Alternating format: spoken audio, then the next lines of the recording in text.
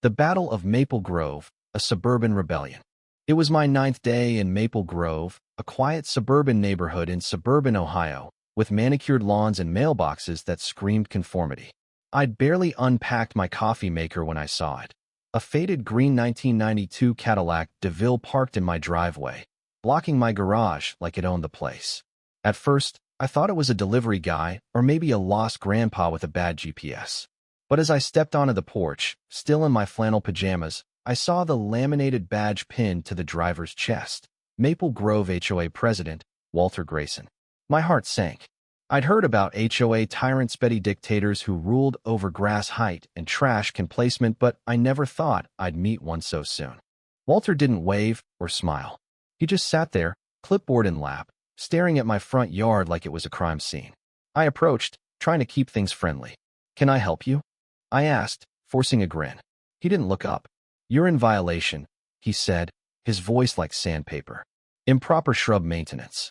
I followed his gaze to the wilting azalea by my porch steps. It was half dead, sure, but a violation? "That plant's barely surviving," I said. "It's not hurting anyone." Walter clicked his pen with the precision of a sniper. "Sign this acknowledgement form," he demanded, thrusting the clipboard at me. I laughed, thinking it was a joke. It wasn't.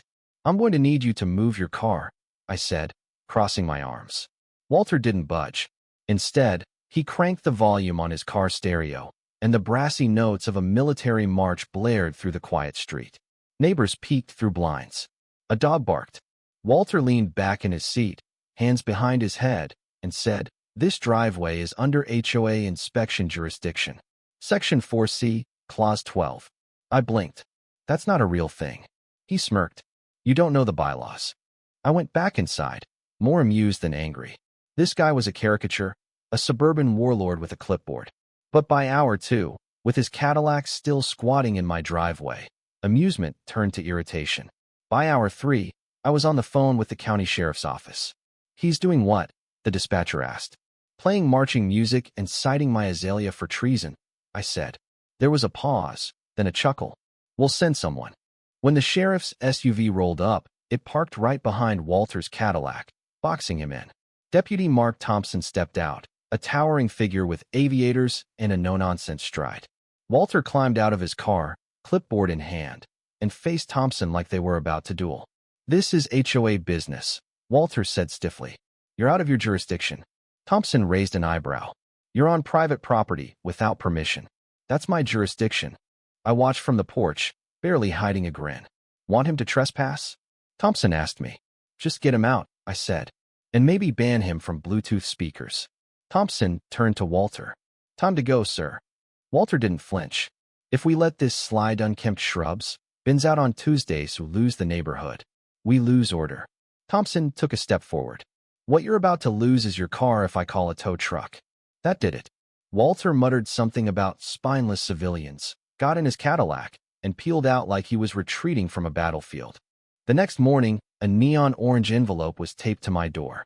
Inside was an HOA violation notice. Mailbox post tilts 2.7 degrees eastward. Correct within 48 hours or face a $50 fine. I laughed, but it wasn't funny. Walter wasn't just a nuisance. He was a machine, churning out violations like a factory. I knew I wasn't his only target. This was bigger than my mailbox. So, I walked 3 blocks to the house with a giant inflatable flamingo in the yard, the only sign of rebellion in this beige wasteland. The woman who answered the door was in her 60s, with paint-splattered jeans and a wrench in her hand. "You heard about Walter?" she asked before I could speak. I nodded. "Name's Ellen Carter. Welcome to the fight." Her living room was a war room. Stacks of HOA notices, a map of the neighborhood with pushpins, and a coffee pot that never stopped brewing.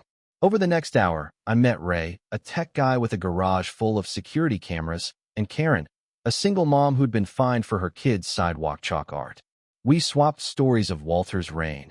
Ellen's offensive jack-o'-lantern, Ray's non-compliant birdhouse, Karen's hazardous lemonade stand. Walter had divided us, kept us quiet. But now we were talking. We called ourselves the Maple Grove Resistance, a nod to our shared enemy. Our first move was surveillance. I hid a camera in my mailbox to catch Walter's pre-dawn inspections. Ray hacked Walter's sprinkler system to douse him mid-patrol. Ellen swapped his American flag for one that said peace, love, and tacos. Karen organized an unapproved block party, and Walter nearly had a stroke when he saw the bounce house. It was petty, but it felt good. We were chipping away at his empire, one prank at a time. Then came the violation blitz. Notices arrived daily. My overly reflective house numbers, Ellen's excessive porch planters, Ray's unapproved Wi-Fi router. Fines started small $20, $35, but they added up. Walter was playing chess, not checkers, hitting us where it hurt, our wallets and our patience. We'd underestimated him. This wasn't just a cranky retiree. This was a man who'd turned a sleepy HOA into his fiefdom. The Maple Grove resistance was battle-hardened but bruised. Walter Grayson's violation notices were relentless, each one a jab designed to wear us down. My mailbox was now insufficiently neutral in color. Ellen got dinged for non-regulation wind chimes. Ray's unauthorized solar lights earned him a $45 fine. Karen's kids were cited for excessive noise during a backyard Nerf war. The fines were piling up, and Walter's smug Cadillac patrolled the streets like a shark circling prey. We needed a bigger move, something to shake his foundation. One night, over Ellen's bottomless coffee, Karen pitched the idea that changed everything. "We need to hit him with something absurd," she said, eyes glinting. "Something that makes him look ridiculous." Ray, scrolling through a shady online marketplace, grinned. "How about 100 lawn gnomes?" We laughed, then stopped. It was perfect. Nothing would enrage a control freak like Walter more than a chaotic army of grinning gnomes staring him down. We called it Operation Gnome Storm. Ray ordered the gnomes wholesale from a sketchy site that promised overnight shipping. They arrived in 4 massive boxes labeled festive decor, which Ellen insisted was to avoid suspicion. Each gnome was gloriously tacky: pirates, chefs, one with a surfboard, another holding a tiny banjo. Karen's favorite was a gnome in sunglasses sipping a margarita. We spent a Friday night staging them on Walter's lawn under the cover of darkness, moving like a discount SWAT team. Ellen wore a headlamp. Ray whispered code names over walkie-talkies. Karen brought granola bars. I just try not to trip over a garden hose. By 3 a.m., Walter's pristine yard was a gnome apocalypse. 100 plastic rebels arranged in a perfect semicircle, all facing his front door. In the center, we planted a sign: "Resign, or the gnomes multiply." Karen giggled so hard she nearly woke the neighborhood. We slipped back to our houses, buzzing with adrenaline. At 7:15 a.m., Ray texted, "He's out there." Not blinking. At 7:18, still not blinking. At 7:22, he just kicked the margarita gnome. He's losing it. I peeked through my blinds. Walter stood in his bathrobe, fists clenched, staring at the gnome army like it was an alien invasion. His jaw twitched. For the first time, he looked rattled. But Walter didn't crumble. Instead, he doubled down. That afternoon, neon flyers appeared in every mailbox. Emergency HOA meeting. Community standards crisis. Attendance mandatory. The underlines and bold fonts screamed desperation. We knew he was planning something big. The community center was packed that evening. Neighbors who'd never shown up to HOA meetings stood in the back, arms crossed, curious or furious. Walter took the podium in his starched HOA polo, clipboard gleaming like a scepter. He didn't speak for a full minute, letting the silence choke the room. Then he began. "We are under attack," he said, voice low and grave. From within. Someone coughed. Karen whispered, "Dramatic much?"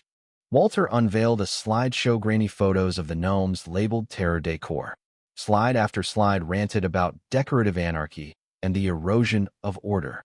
"This isn't about gnomes," he said, almost pleading. "It's about the soul of Maple Grove." The room was slipping away from him. People shifted in their seats, some smirking. Then he played his trump card. "I am prepared to pursue legal action," he announced, slapping a stack of papers on the podium. "This lawsuit names residents engaged in slander, property defacement, and coordinated harassment." The air turned cold. Ellen gripped her chair. Ray's eyes narrowed. I felt my stomach twist. Walter named 5 of us: me, Ellen, Ray, Karen, and poor Tom, a quiet guy who'd once liked a pro-gnome meme on the neighborhood Facebook page. "I will not be bullied," Walter said. "I will not be removed." That's when I stood up. I hadn't planned it. My heart was pounding, but my mouth moved anyway. "We're not bullying you," I said. "We're trying to live. We want to plant flowers, let our kids play, maybe have one damn gnome without a fine." A few neighbors clapped. Others gasped. Walter's eyes locked on mine. "You violated 17 regulations," he snapped. "You have no standing." I shrugged. "I have a driveway, and a memory of you squatting in it like a low-rent mob boss." Laughter broke the tension like a dam bursting. Walter saw the room was turning.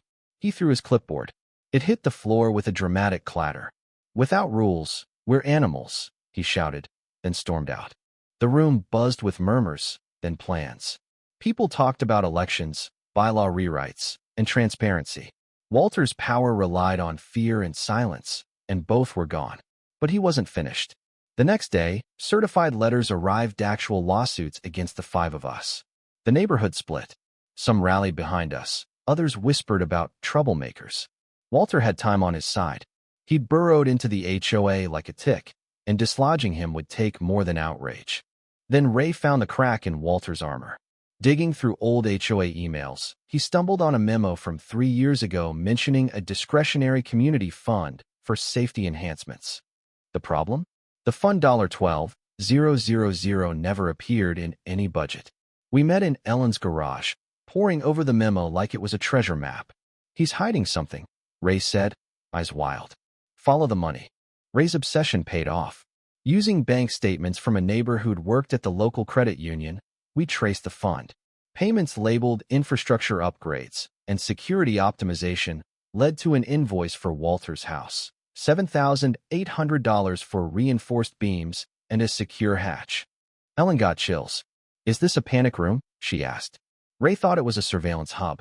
I had a fleeting, horrible image of Walter hoarding feral cats. The truth was weirder. A tipsy ex-HOA board member, cornered at a bar, spilled the secret. Walter had built a bunker under his garage, a literal underground fortress he called his crisis response center. He'd siphoned HOA dues to fund it, hiding the costs in vague paperwork. This wasn't just about control. Walter was preparing for a suburban doomsday. We needed proof, but his garage was Fort Knox, keypad, cameras, the works. Then we got a break. Walter's granddaughter, Mia, arrived for the summer. Mia was 19, all earbuds and sarcasm, rollerblading through Maple Grove like she'd rather be on Mars. I struck up a conversation one day, offering lemonade while I fiddled with my porch light. "How's your grandpa?" I asked. She rolled her eyes. "Total control freak. He grounded me for using a purple towel." I saw my chance. Over a week, I built trust, shared Wi-Fi, and swapped HOA horror stories. When I asked about the bunker, she didn't flinch. "Oh, this safety vault. Total nutjob move. It's got kin soup and a creepy old radio." I grinned. "Got the code." She smirked. "Changed it to my birthday so I could raid his candy stash." Mia's betrayal of her grandfather's keypad code was our golden ticket. The Maple Grove resistance was ready to infiltrate Walter Grayson's bunker, but we had to move fast. Walter was escalating. His lawsuits against us were real, and the neighborhood was fracturing. Some residents saw us as heroes. Others thought we were vandals tearing apart Maple Grove's order. We needed undeniable proof of Walter's corruption to end his reign. The bunker held the key. We planned the mission for a Tuesday night when Mia texted that Walter was glued to a World War II documentary, volume cranked so loud the neighbors could quote it. Ellen, Ray, and I were the strike team. Karen volunteered, but stayed back as a lookout. She was too loud when excited. Mia disabled Walter's exterior motion sensor and taped the keypad code inside his mailbox. At 10 p.m., we crept to his garage, hearts pounding. The code worked. The door creaked open like something out of a spy movie. Inside, we found a trapdoor under a rug, secured with a padlock. Mia had already cut it with bolt cutters she'd borrowed from her college theater club. We descended a narrow ladder into a cool, sterile chamber. The air smelled of concrete and paranoia.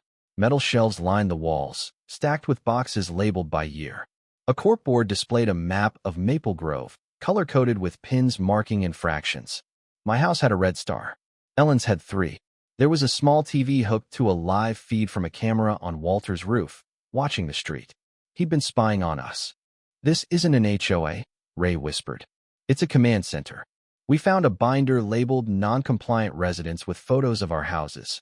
notes on our routines, even a page on Karen's kids' playdates. Ellen's file was titled Primary Agitator. My stomach churned. This was personal. In a locked filing cabinet, which Ray pried open with a crowbar, we hit the jackpot. A ledger detailing the discretionary fund. Thousands of HOA dollars had funded the bunker, plus personal expenses, trips to Vegas, steak dinners, even a consulting fee for enforcement strategies. It was embezzlement, plain and simple. Then we found the contingency folder. It held drafted cease and desist letters, legal threats, and a resignation letter dated 8 months ago, never sent. To the Maple Grove HOA. I stepped down for the community's good. Walter had planned his exit, but couldn't let go. We didn't take the file. Stealing was a line we wouldn't cross, but we snapped photos of every page.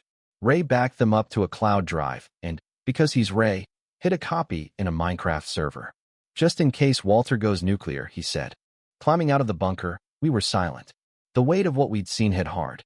Walter wasn't just a bully, he was terrified. His bunker, his rules, his clipboard, they were walls against a world he couldn't control. I almost pitied him. Almost. Mia met us in the driveway, twirling her keys. Find anything good? She asked. I nodded. Enough to bury him. She handed me a slip of paper. My friend's an intern at the local paper. Give her the right story, she'll run it. People need to know. She paused, smirking. And I want to see Grandpa squirm. The article hit on a Thursday, buried in the Maple Grove Gazette's local section between a library fundraiser and a lost dog ad. The headline was brutal. HOA president misuses funds, builds secret bunker. Our photos backed every claim, ledgers, bunker shots. Even Mia's quote calling Walter obsessed with control, bunker included. By 9 a.m., the story was viral in Maple Grove. Neighbors texted screenshots. Ellen sat in her yard with coffee, watching cars slow to gawk at Walter's house. Karen taped the article to her mailbox over an old violation notice. Ray stood in his driveway like a general after a rout. At noon, a city SUV pulled into Walter's driveway. A man in a suit, clipboard in hand, knocked. Walter answered, not in his HOA polo, but a plain sweater. He looked deflated. The audit lasted hours. Officials, accountants, and a photographer. Walter sat on his curb, eating a sandwich someone brought him, staring at the ground. I watched from my porch, expecting triumph. Instead, I felt a strange sadness. Walter wasn't a monster, just a man who'd built a fortress out of fear. That evening, the city suspended the HOA pending investigation. Walter was removed as president. A special election was set for 2 weeks later. The community center hosted an unsanctioned town hall, packed with neighbors sharing stories. Fines for unruly hedges, dues hikes with no explanation, fear of Walter's wrath. Ellen nominated me for president. I declined. Karen nominated herself, joking she'd quit unless bribed with wine. Ray offered to handle communications if he could use a megaphone. The room laughed trio, free laughter. But tension lingered. Where was Walter? Would he fight back? The next morning, his Cadillac returned, parking in my driveway again. No music, no clipboard. Just Walter, staring ahead. I walked out, bracing for a fight. He rolled down his window. Didn't think you'd win, he said quietly. Didn't think you'd make it so easy, I replied. He nodded. They'll ruin it, you know. No rules, no order. I shrugged. Or they'll make better rules, together. Walter chuckled, dry and brittle. I was protecting something. After the Marines, after my son left, the HOA was all I had. He handed me a folded paper, his resignation, dated a year ago. Should have sent it, he said. I will now. He looked at me, almost human. You were a pain, but a good one. Then he drove off.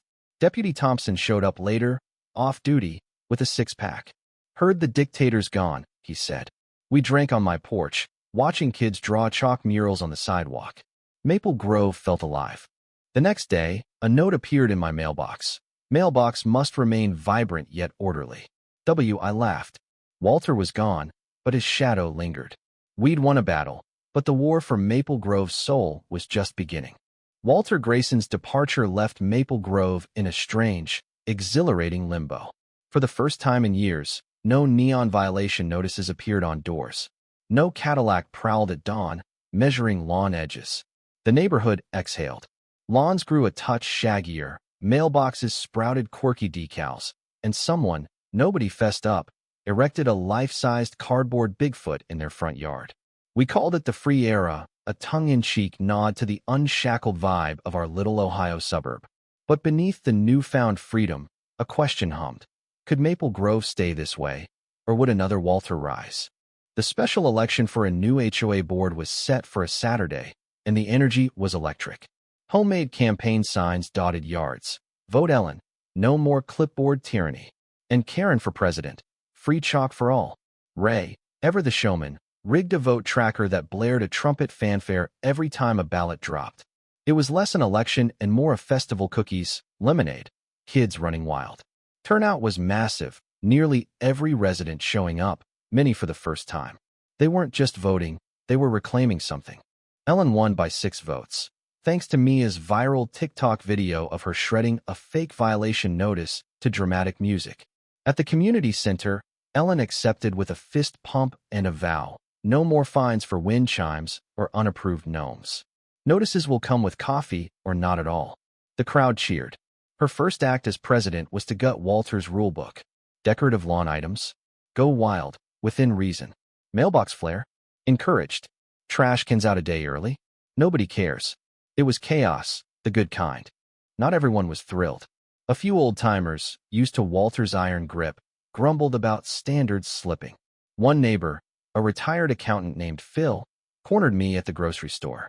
"Without rules, we'll have pink flamingos everywhere," he said, as if that were a war crime. I shrugged. Maybe flamingos are what we need. He walked off, muttering about property values. But even the grumblers couldn't deny the shift. Maple Grove was waking up. Neighbors lingered in driveways, chatting. Kids played without fear of a citation. Someone painted a mural on their shed bright sunflowers with a tiny gnome that looked suspiciously like Walter. Nobody said it, but everyone knew. I stayed out of the board race, though Ray laminated a badge naming me Chief Mischief Advisor. I liked my new routine, working from my porch, coffee in hand, watching the neighborhood bloom. But the past wasn't done with us. One morning, a moving truck rumbled into Walter's old driveway. Neighbors emerged, curious and wary. The truck's ramp lowered, and out stepped Mia, headphones around her neck, hauling a box labeled books and bad ideas. "You bought the house?" I asked, crossing the street. She grinned. "My parents did. I'm renting." Couldn't let some rule freak bleach the soul out of it. Mia transformed Walter's sterile fortress in days. Sunflower curtains, a mismatched patio set, and wind chimes that sang in the breeze. She built a little free library shaped like a rocket where Walter's car once loomed. Trivia nights popped up on her lawn, drawing crowds. Mia fit Maple Grove's new vibe like she'd been here forever. One evening, she invited me for dinner. Over lasagna, she shared her plans: social work major, maybe a book about growing up under Walter's regime. "He's not evil," she said, twirling her fork. "Just scared. Scared of change, of losing control. You can't run a life or a neighborhood like that." After dinner, she showed me the bunker, now her study. The creepy corkboards were gone, replaced with sketches and community project plans. The violation files were boxed, not destroyed history, not vengeance. Mia pulled out a small notebook we hadn't found before, one Walter kept. It wasn't schemes or threats, just musings. A photo of his late wife, Helen, was taped inside. Quotes about duty. The last entry read, "I worry the rules are all I'm leaving behind." I closed it, feeling a pang. Walter's walls literal and not were built from fear, but they'd crumbled. People grow when they're ready, or when they're forced. Halloween arrived, and Maple Grove went feral. Giant spiders, glowing skeletons, and an inflatable dragon that roared every 20 minutes. No violations. Ellen dressed as the ghost of HOA passed, waving a glittery foam clipboard. Laughter echoed until midnight. Thanksgiving brought a block potluck that turned into a dance party when Ray's playlist hit Sweet Caroline. Sangria flowed, and nobody cared about unapproved noise. It was messy, human, and perfect. Then, in early December, an envelope appeared in my mailbox.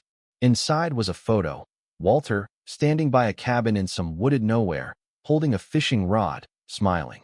No note, just the image. I pinned it to my fridge under a gnome magnet. He'd found something peace, maybe. I hoped so. Maple Grove was moving on, but his ghost lingered in the small things. The way Phil still measured his grass, the way some hesitated to paint their mailbox. Freedom was fragile. The new HOA's first meeting was a revelation. Ellen ran it like a book club, not a courtroom. Neighbors pitched ideas, a community garden, a mural contest, a fund for kids' sports. Ray suggested a gnome amnesty day where everyone could display one without judgment. It passed unanimously, but challenges loomed. Phil and his crew pushed for stricter rules, citing resale value. A new family complained about the dragon inflatable, calling it tacky. Ellen listened, then said, "Talk to each other. Work it out." It was messy democracy, but it worked. One night, sitting on my porch with Deputy Thompson, now just Mark, my beer buddy, I reflected on the fight. "You think Walter was all wrong?" Mark asked. I sipped my IPA. "No. He wanted order, same like us. He just thought fear was the only tool." Mark nodded. "Takes guts to fight a guy like that. Takes more to build something better."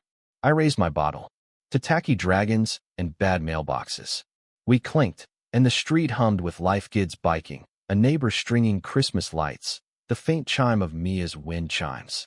Winter settled over Maple Grove, dusting the lawns with frost and turning our breath to clouds. The free era was no longer a jokey, it was real, tangible, in every unpainted mailbox and slightly overgrown hedge.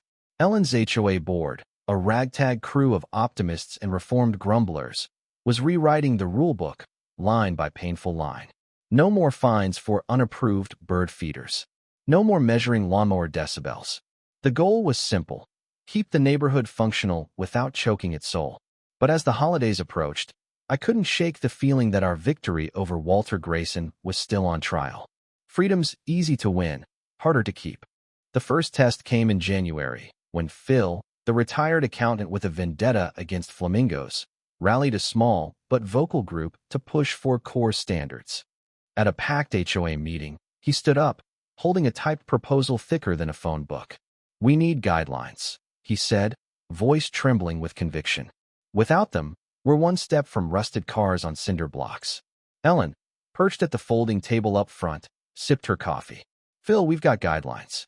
They're just not written in blood anymore." Laughter rippled, but Phil's group wasn't amused. They wanted rules on fence heights, paint colors, and even holiday light durations. It was Walter's ghost, dressed in a new suit. The debate was heated.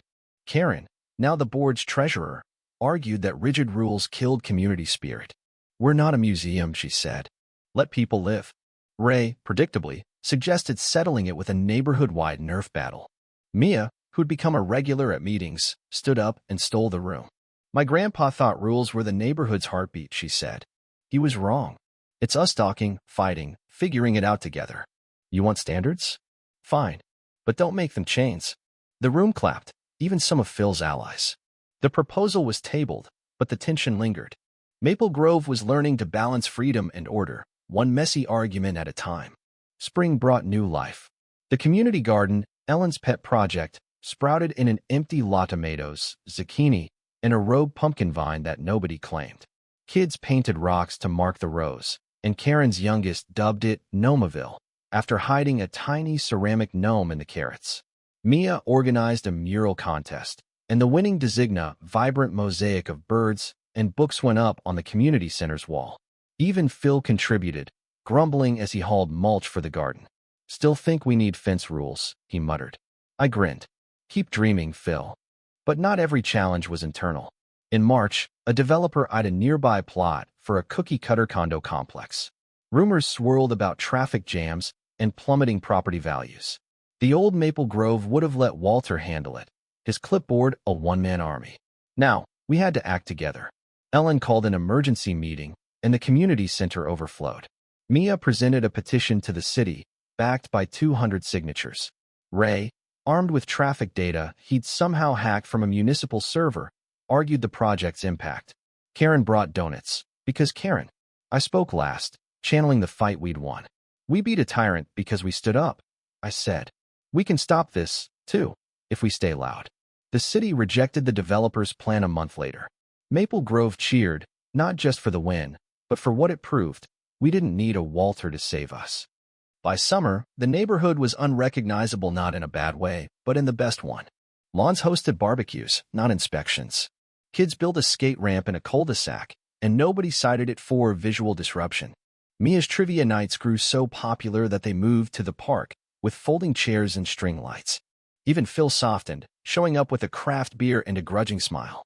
"Still hate the Bigfoot cutout," he said. I laughed. "It's our mascot now." One July evening, Mark Thompson swung by my porch with a pizza and a question. "You ever think about Walter?" he asked, cracking open a soda. I nodded. Hard not to. He was a pain, but he wasn't evil. Just stuck. Mark leaned back. "Guys like him, they think control's the only way to keep things safe. You showed there's another way. Messier, but better." I looked down the street, Mia's wind chimes tinkling, kids chasing fireflies, Ellen watering her garden. "Yeah," I said. "Worth it." The final piece of Walter's story arrived in August, slipped into my mailbox without fanfare. It was a postcard from Montana, showing a lake framed by pines. On the back, in Walter's precise handwriting, "Found a place where rules don't matter. Thanks for the push. W." I smiled, tucking it next to his fishing photo on my fridge. Walter had found his peace, and Maple Grove had found its heart. The second anniversary of the Gnome Offensive came and went, marked by a block party where Ray unveiled at Gnome Memorial a single, proud gnome holding a tiny flag that read freedom. Ellen gave a speech, short and sweet. "We're not perfect, but we're us. Let's keep it that way." The crowd raised plastic cups, and Karen's playlist blared Bohemian Rhapsody. Nobody got a noise complaint. Maple Grove wasn't utopia. We argued about garden weeds, about parking, about whether Ray's laser pointer welcome sign was a fire hazard. But we talked, we voted, we laughed. The HOA was no longer a guillotine. It was a tool, wielded by people who cared. Mia graduated that spring, stayed in the house, and started a podcast about community power. She sent me a draft of her memoir's first chapter, titled Bunker Days. It was good, funny, raw, and honest about Walter's flaws and humanity. As I write this, sitting on my porch with coffee gone cold, I see a neighborhood that fought for itself. Not just against Walter, but against the idea that control is the only path to safety. We proved that people, messy and loud, can build something better. If another Walter rises, clipboard in hand, we'll be ready not with fear, but with gnomes, petitions, and the stubborn belief that Maple Grove belongs to us all. This story isn't just about gnomes or a cranky HOA president, it's about power, justice, and what happens when people stand up to bullies. Walter's control was a quiet kind of violence, stripping away freedom under the guise of order. Have you faced something like this in your life? A boss, a neighbor, a system that demanded compliance at the cost of your voice? Share your thoughts in the comments. Was Walter a villain, a victim, or something in between? Should the resistance have gone further, or was there rebellion enough? Take a stand, tell your story, and let's keep this conversation alive. Your voice matters.